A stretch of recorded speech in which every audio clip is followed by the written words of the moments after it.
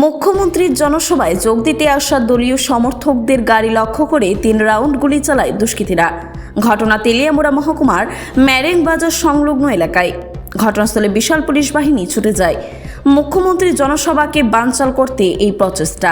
দুষ্কৃতীরা একটি মোবাইল ছিনতাই করে নিয়ে যায় বলে অভিযোগ। মুখ্যমন্ত্রীর জনসভাটি হচ্ছে পাড়া কলক উচ্চ বিদ্যালয় মাঠে।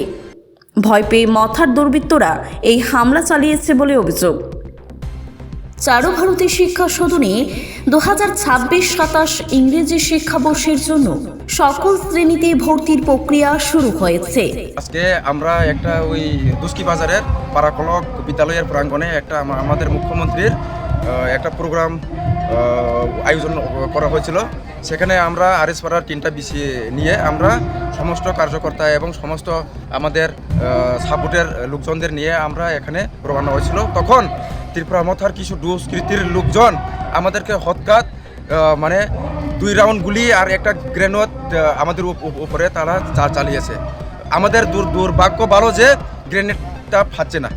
তো তারা জানে এডিসি এলাকাতে যে মানে আমরা যে এডিসি এলাকাতে সামনে নির্বাচনে আমরা 100% বিজেপি জয় দখল করব।